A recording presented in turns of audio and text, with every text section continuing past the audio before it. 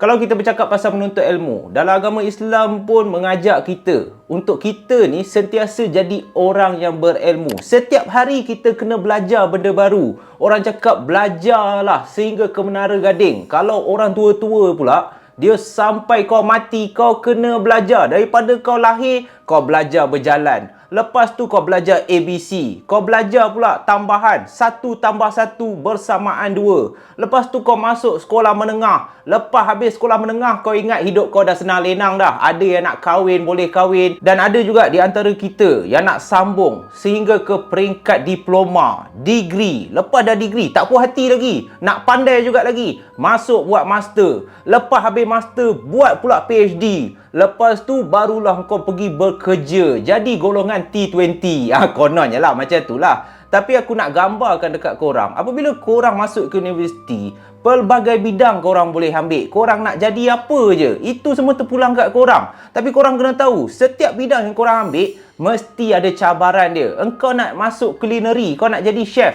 ada cabaran dia. Engkau kena tahan lah duduk dapur. Kau kena tahan kena maki. Kau kena masak. Kerja tak tentu masa. Lepas tu kalau kau nak jadi fashion designer, engkau nak kena pandai lah. Idea kau kena kreatif. Engkau ni kena pandai ukir baju tu, design sesebuah beg ke kasut ke, suka hati engkau lah. Lepas tu kalau kau nak kerja dalam bidang penyiaran pula, kau masuklah Meskom. Banyak betul bidang. Tetapi salah satu bidang yang aku nak fokuskan pada malam ni, apabila engkau ambil khusus ataupun bidang perubatan.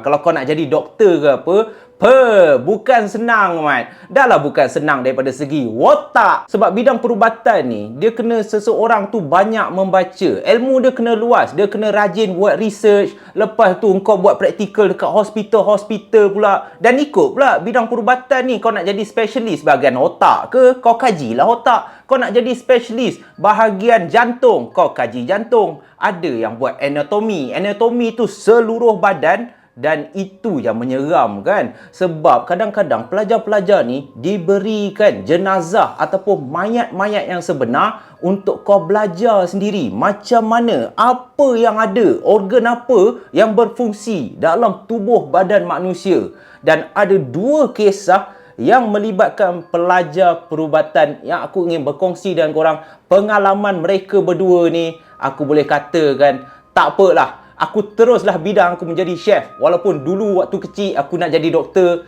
tapi tengok darah pun dah pensan. Hoi, lagi-lagi pula pengalaman seram ni pula. Tak apalah, Mat.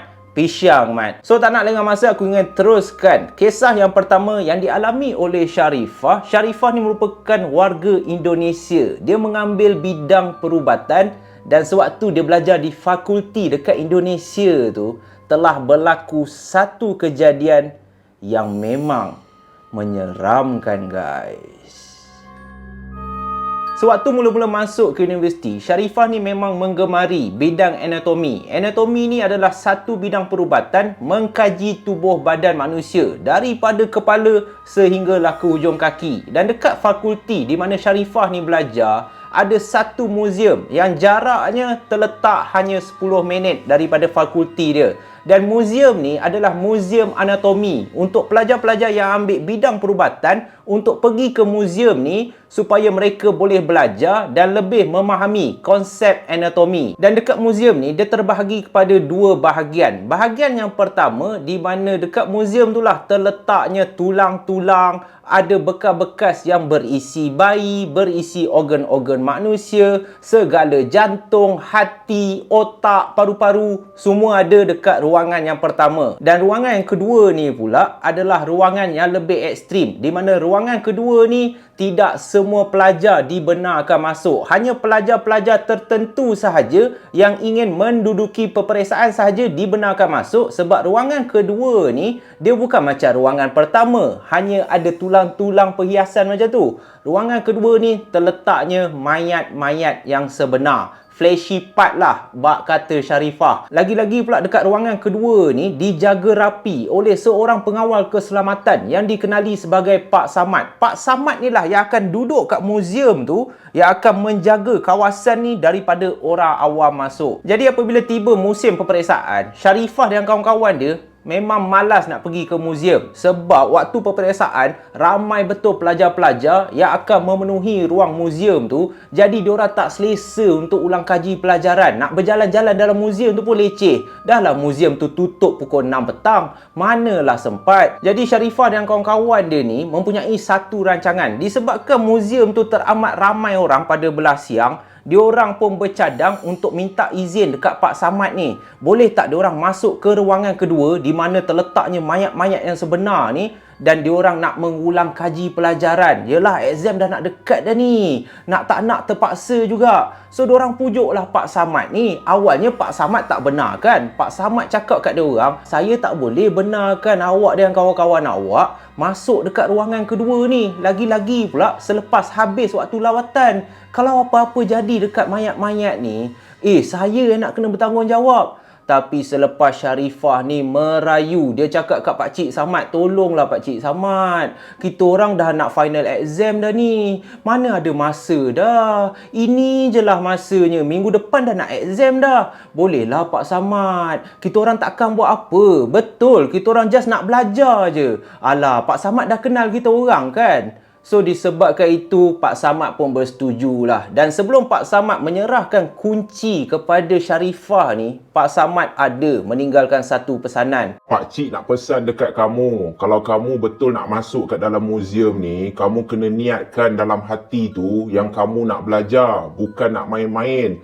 Sebab kamu kena ingat, sudah beberapa tahun yang lepas, ada pelajar-pelajar yang terkena badi mayat. Kamu jangan main-main dalam urusan menguruskan mayat yang sebenar ni. Kamu faham tak, Sharifah? Dan Sharifah dan kawan-kawan dia ni hanya menganggukkan kepala. Sebenarnya Sharifah ni masuk telinga kiri, keluar telinga kanan. Dia tak kisah sangat pun. Sebab dia dah ada satu rancangan dia yang sebenarnya. Bukan nak belajar sangat. Tetapi Sharifah ni, dia dah plan dah. Pada malam tu, disebabkan itu kali kedua dia dapat bersama mayat yang sebenar, dia ingin bergambar. Astaghfirullahalazim. Niat pun dah lari dah. Jadi apabila dia dapat kunci, Pak Samad pun baliklah ke rumah dia. So tinggal Sharifah bersama dua orang lagi kawan dia sahaja dekat ruangan yang kedua ni. Sewaktu diorang masuk, keadaan dalam ruangan yang kedua, dalam bilik mayat ni, dah mula sunyi sepi. Muzium tu dah tak ada orang dah.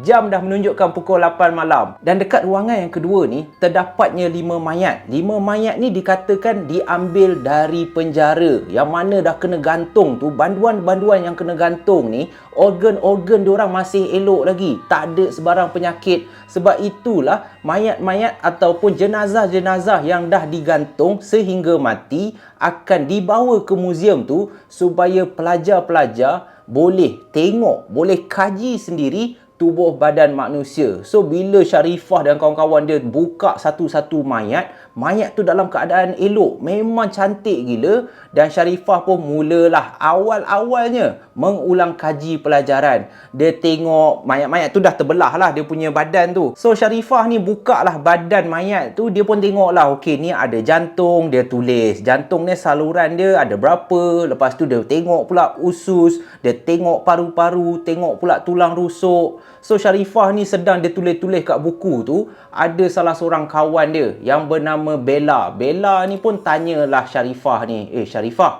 lama lagi ke? Aku dah seram sejuk dah ni. So Sharifah katalah kan dekat Bella ni, alah relax lah, kita kan nak belajar, apa yang kau risau sangat? Niat kita pun nak belajar kan, bukan nak buat apa pun. So Bella ni pun tak boleh nak cakap apa dah. Dia pun pergilah berjalan tengok mayat yang lain, cuba juga belajar, ambil juga note, tulis apa yang dia orang patut tahu.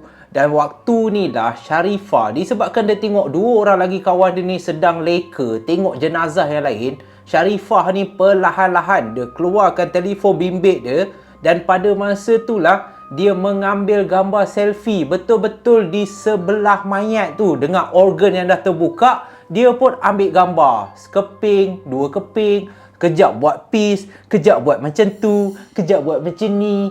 So bila dia sakan tengah ambil gambar tu, Bella ni perasan. Dia teruslah jerit kat Sharifah ni, "Weh Sharifah, kau ni gila ke apa? Engkau yang pergi ambil gambar dia mayat tu apa hal? Tak payah doh. Kan Pak Samad cakap, dia izinkan kita pun sebab kita nak belajar tau.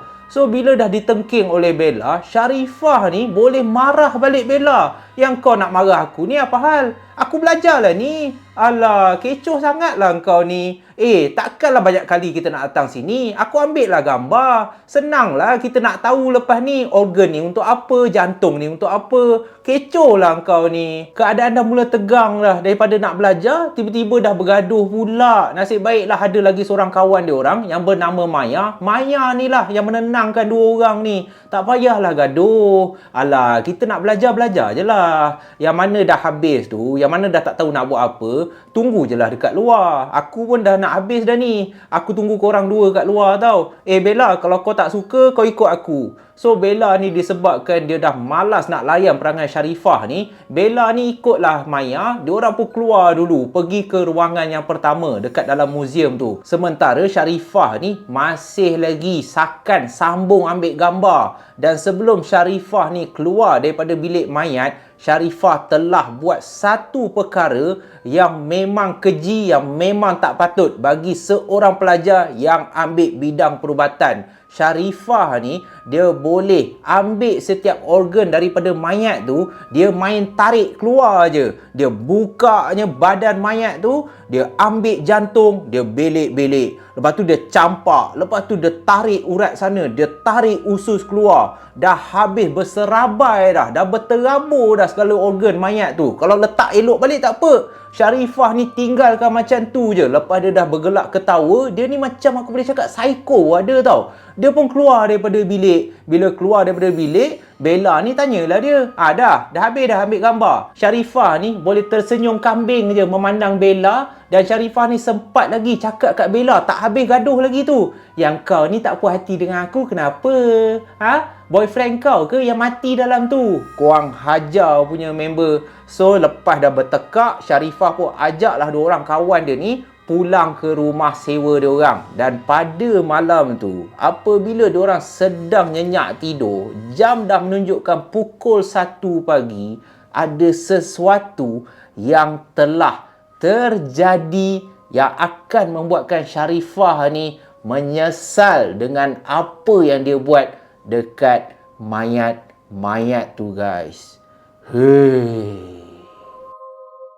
Semasa Sharifah ni sedang lena di ulit mimpi, keadaan dekat luar rumah pula tengah hujan renyai. Memang keadaan begitu sejuk pada malam tu. So, Sharifah ni pusinglah, kejap ke kiri, kejap ke kanan. Dan dalam pukul 2 pagi, Sharifah ni terjaga. Disebabkan terlalu sejuk, Sharifah ni dia nak tarik selimut dia. Dan waktu dia nak tarik selimut dia tu, Sharifah ni memandang ke arah tingkap yang betul-betul berada di depan katil dia tau. Dan waktu dia pandang ke arah tingkap tu, dalam keadaan mamai, Sharifah ternampak ada satu susuk tubuh lelaki yang hanya berpakaian serba hitam yang sedang memandang ke arah Sharifah yang tengah tidur dekat dalam bilik. Tetapi disebabkan mamai, Sharifah ni dia tak rasa takut. Bila dia dah nampak kelibat lelaki yang hanya berdiri tegak memandang ke arah dia, Sharifah pun terus tarik selimut dan dia pun sambung tidur. Tetapi guys, waktu dia sambung tidur,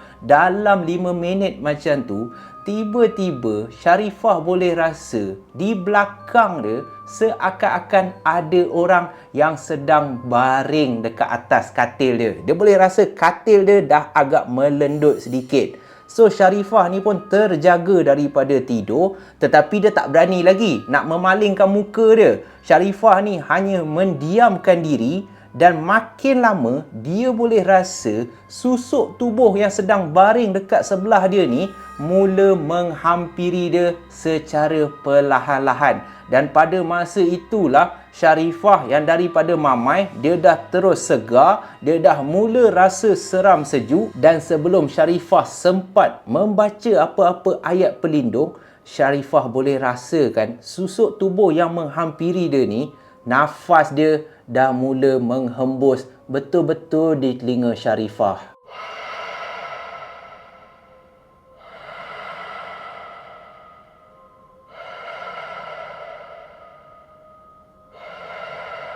Bila Sharifah terasa ada hembusan nafas di leher dia, Sharifah pun dalam keadaan terketar-ketar, dia mula membacakan ayat Al-Fatihah berulang-ulang kali, dan pada masa itulah Sharifah boleh rasakan pernafasan dia mula terganggu. Makhluk ni sekarang sedang mula naik di atas tubuh Sharifah dan menghimpit dia. Makin lama dada Sharifah ni terasa makin berat. Dia nak bernafas pun makin susah. Dan dengan laungan Allahu Akbar, Sharifah ni cuba sedaya upaya dan akhirnya dia berjaya bangun daripada katil dia. Dan sebelum dia berlari keluar, Sharifah ni sempat memaling, memandang ke arah katil. Dan dekat atas katil tu, nasib baiklah Sharifah ni tak nampak apa-apa. Tak ada pun orang, tak ada pun hantu dekat atas katil. Tapi disebabkan Sharifah ni masih takut, dia terus keluar daripada bilik dia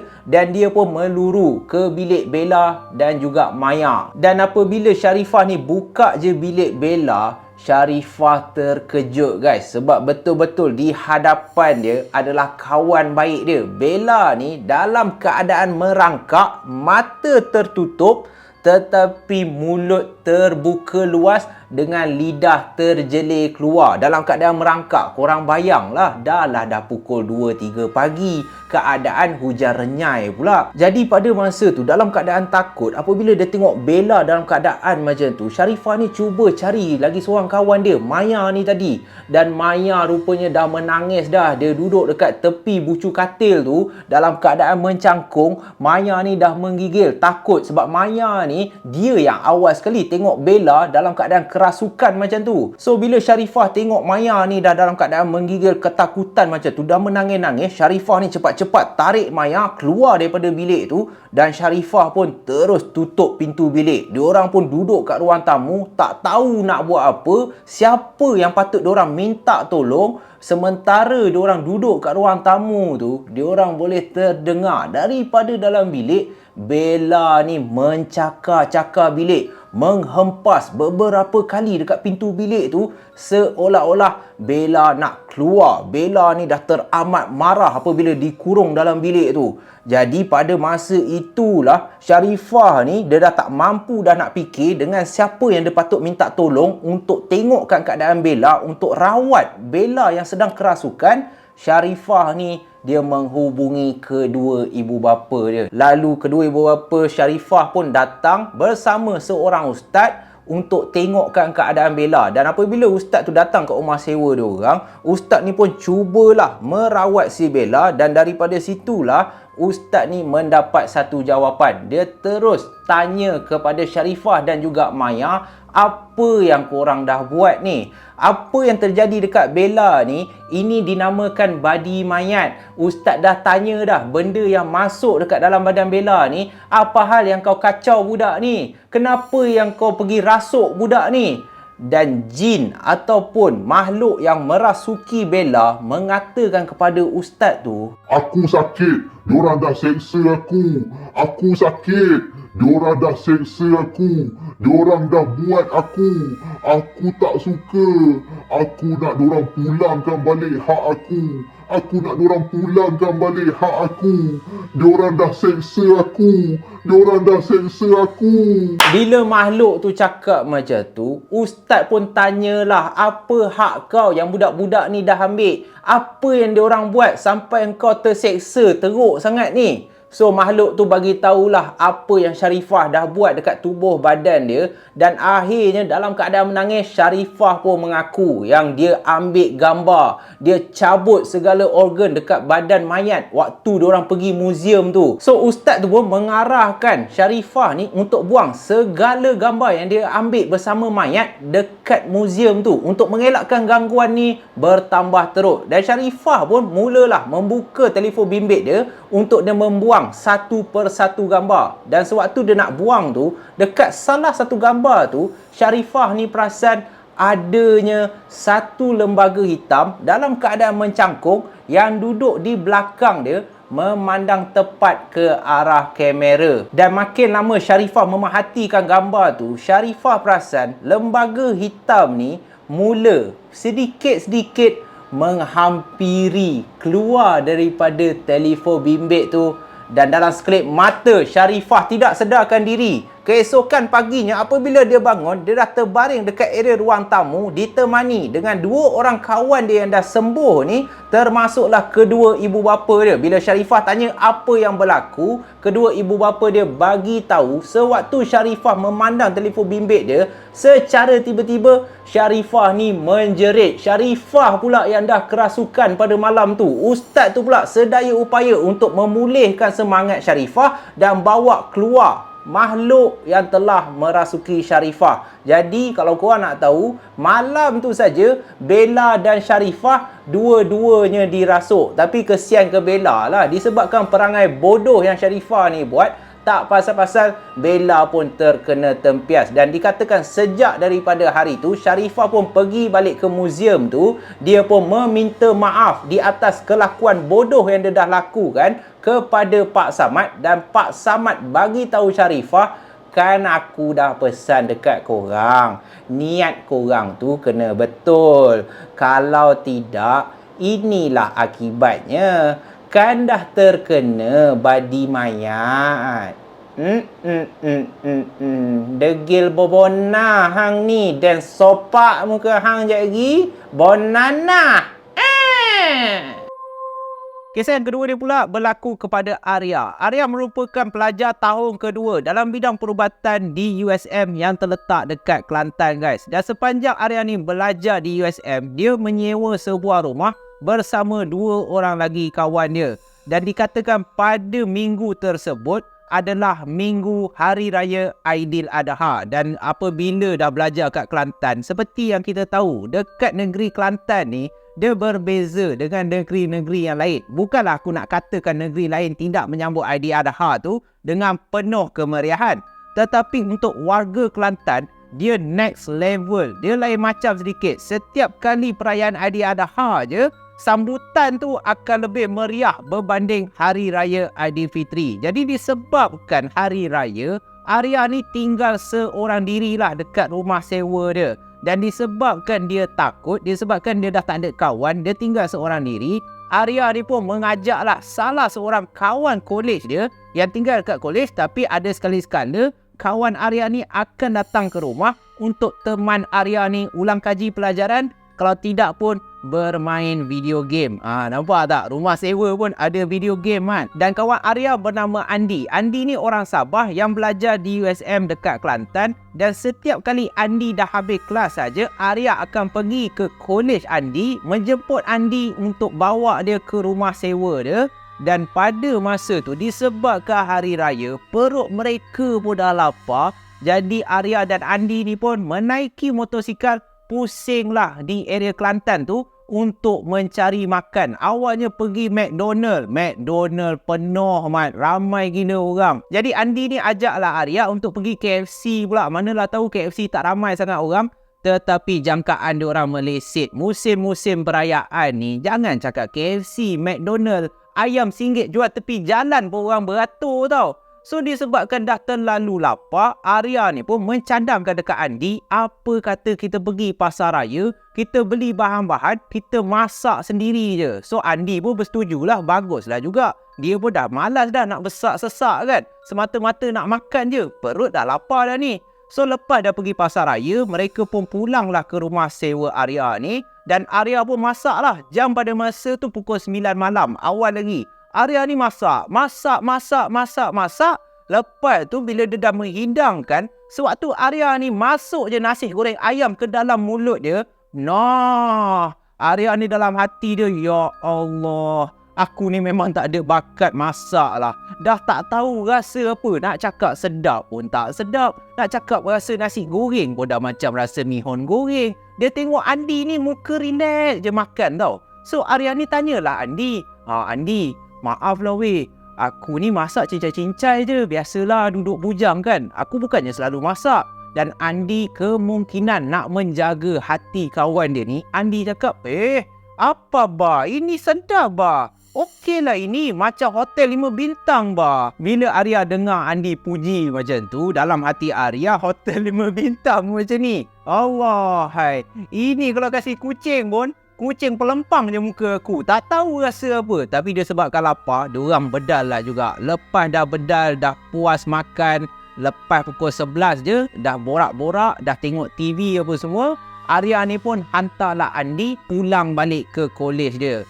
Dan dalam perjalanan pulang tu, Arya ni dia rasa mengantuk sangat. Tapi nak tak nak, dia terpaksa mengulang kaji pelajaran. Exam dah nak dekat dah ni. So Arya pun bila dah sampai rumah dia, dia pun masuklah ke dalam bilik. Dan bilik Arya ni ada satu meja belajar. Dekat meja belajar tu lah Arya berhempap pulas mengulang kaji pelajaran. Sedar tak sedar dah nak masuk pukul 2 pagi dah. Dan kalau korang nak tahu, meja belajar Arya ni betul-betul berhadapan dengan tingkap bilik dia. Jadi daripada meja belajar ni, bila dia pandang tingkap, dia boleh nampak ke arah depan rumah dia. So bila macam tu, bila dia tengok je ke arah motosikal dia, apa hal motosikal aku macam kejap turun, kejap naik, kejap turun, kejap naik. Arya dah mula takut dah.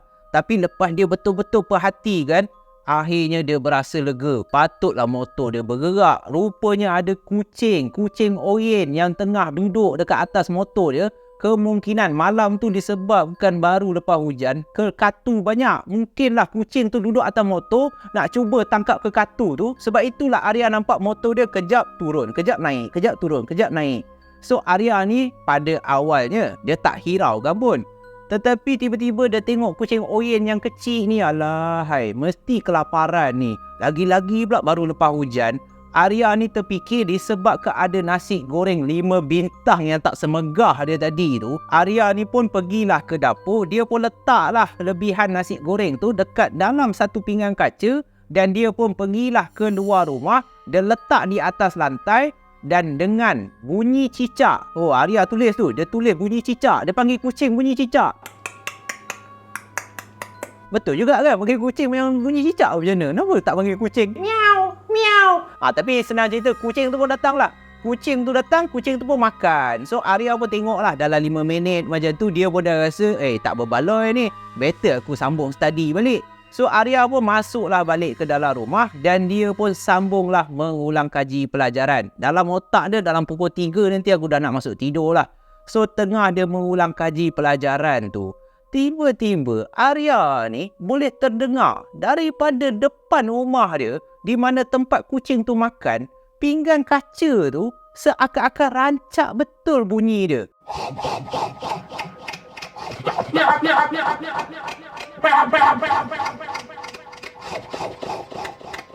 Bila Arya dah terdengar pinggan kaca tu kejap tuntang-tuntang, lepas tu dengar kucing ni melahap. Biar betul lapar sangat ni.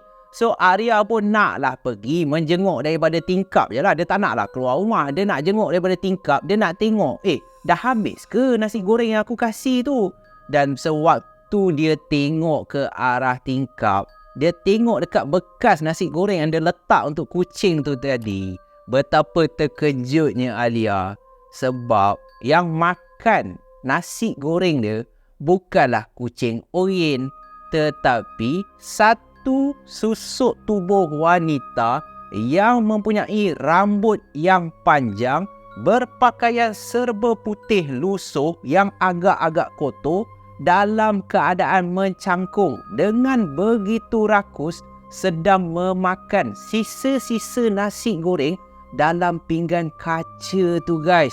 Bila Arya nampak makhluk ataupun kakak cantik ni dengan penuh rakus sedang melahap sisa nasi goreng tu, Arya dah ketakutan. Dia terus berlari menuju ke atas katil dalam keadaan yang menggigil.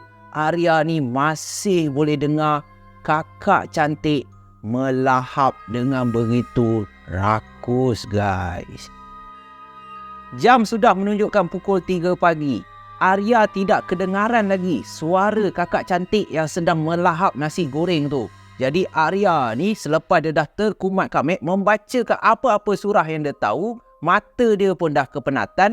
Arya ni pun dah nak hampir tertidur. Tetapi dalam masa dia nak tidur tu, tiba-tiba lagi sekali yang mengejutkan Arya, dia boleh terdengar bunyi hempasan pinggan kaca tu seakan-akan dibaling dengan begitu marah. Lalu pinggan kaca tu pun pecah berderai dan Arya terlalu terkejut.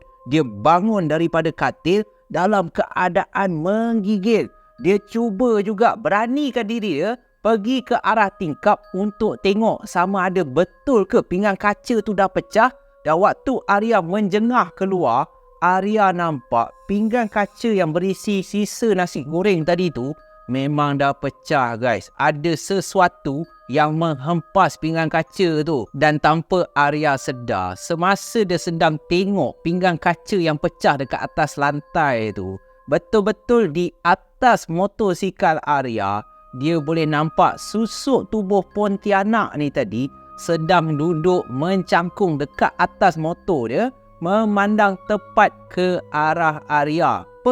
Pontianak, dah lah kau makan nasi goreng. Sekarang ni dalam hati Arya, walaupun dia takut, tetapi Arya ni ada sesuatu yang agak kelakar yang dia terfikir pada masa tu. Kau dah makan nasi goreng, sekarang kau nak rembat motor aku ke? Beragaklah. Jadi disebabkan perasaan takut bercampur marah, Arya ni pun tanpa dia sedar, secara spontan dia terus melaungkan azan sekuat yang boleh. Dan waktu dia melaungkan azan tu, dia boleh nampak Pontianak ni yang daripada tadi duduk ke atas motor memandang ke arah dia.